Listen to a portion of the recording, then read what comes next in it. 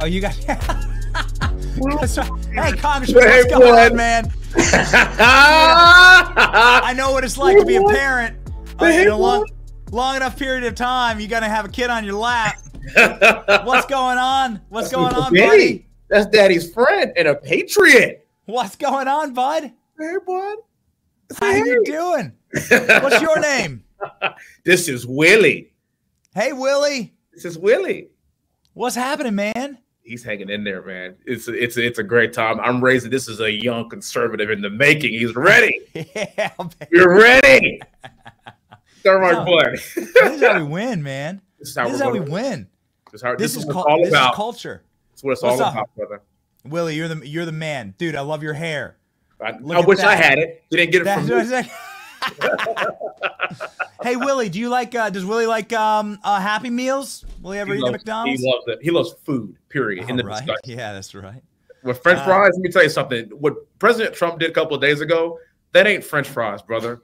That's what we call freedom fries. Come on. So did you? Freedom fries. So did you ever work fast food, Congressman?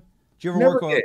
Never did. Did you ever work like a waitering job or like physical manual labor job? I spent 8 years of my life, my formative years, in an Apache helicopter. Yep. But I tell you what, that's a different form of service. But that's a manual labor job. For those that serve those delicious fries, every last one of them, that's a form of service too. The greatest fries in the entire world. Can we all agree upon that? Yeah, it's a good fry. Yeah, there's some good. I said bring back the beef tallow, but yes, that's right.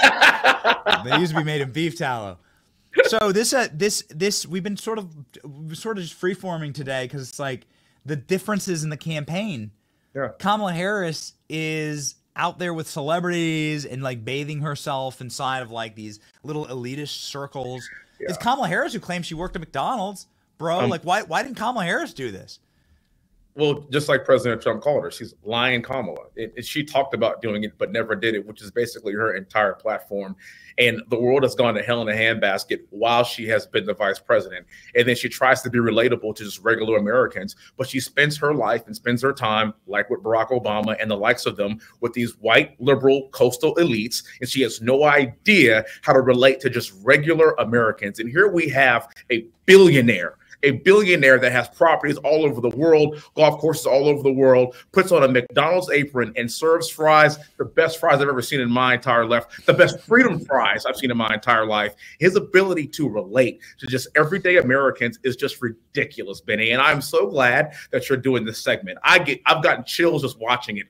The crowds, the people that want hope from President Trump, yes. The people that want to see this man at 78, 79 years old, crisscrossing the entire country because he is worried about the things that matter most to the American people, and that's jobs, that's the economy, that's a sovereign border. And nobody pitches this better than President Trump. And I got to be on this plane a couple of weeks ago, and I'll be in Madison Square Garden with you all too here on Sunday. And I tell you what, this guy is the James Brown of politics. This guy is the hardest working man in show business. And I love watching every bit of it. I was watching a clip on Instagram last night, brother, and it's just like this guy, black guy, was on there talking about how if you aren't with Trump right now and you're watching this, you are missing out on a movement. You're missing out on history, and all your tears and all your worry about how President Trump is going to win and how he's a threat to democracy. Buckle up. I cannot wait to see all your tears on November the 5th and 6th. I am going to be tuning in to MSNBC all day to watch this meltdown that's getting ready to happen in the next few weeks, brother. I am here for it. I can't wait. So what does this say to the average working American that one of the most powerful men, I would argue, and I'd be happy to stand on this, Congressman, that Donald Trump is the most powerful man on earth right now, given all of the most powerful, most popular, biggest footprint on earth right now is President Trump. And that man, I know that you yourself are a Christian and a proud Christian, that man is willing to take off his tailored suit, put on an apron, and get his hands burnt by fry grease in serving people, and he doesn't have to do it, right? Like, this is the antithesis of this is servant leadership, and I think the left finds this so foreign. The reason why they're attacking it is that this has never occurred to them, ever, to behave like this and to serve their fellow countrymen. This is completely foreign. And I think that's ultimately, if you're looking at the takeaway message here, this is a great example. Like, serve your fellow countrymen. Yeah. Like, you're not above them. We're all equal. I think it's like a wonderful message. It's the perfect message. And the guy that pulled up and he said, we're just ordinary people. We're regular people. And President Trump said, you're not ordinary. You're not regular. This is what I'm talking about. This guy gets to do this, and he's doing it with a smile on his face. And most importantly, Benny, it's not staged. It's natural. He is in his natural habitat to be around people, serving people. This is a guy that's given up so much for this country. This is a guy that they tried to take his money away. They tried to indict him multiple times. Then they tried to kill him. And what does he do? He puts on an apron and works at McDonald's. But the best thing I saw, too, was a person that put on social media. He ordered a 6-piece of chicken nuggets. And President Trump gave him 7. Not 8, not 9. I'm gonna give you one extra one. Pop that up. Yeah. Oh man. Great. So like this is solving inflation. Right. I think that's the one. I love it. I love it. This is how you solve inflation. That's it. Bro, we got Trump at the Steelers game. We got Trump working McDonald's. Trump's at the Steelers game last night. You got Antonio Brown and other Steelers legends. Le'Veon Bell. Yeah, hyping him up, man. And I don't know. I don't want to be overly optimistic, but I felt like Trump locked it up yesterday.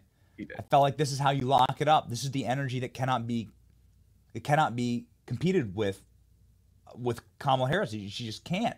These are things that she cannot do. These are levels that you just cannot reach. And so it's like Jordan. It's just Jordan level playing right now. Jordan 96 with the 11s on. Oh, bro. And you're not going to be able to – you just can't – you just won't be able to stop him in the key, right? You won't be able to guard the key. This is Trump closing and finisher. You come on this show and you said Donald Trump is a closer. You've come on this program and said Donald Trump's a finisher, man. And wait till you see what's going to happen in October. And holy smokes, Congressman, were you right?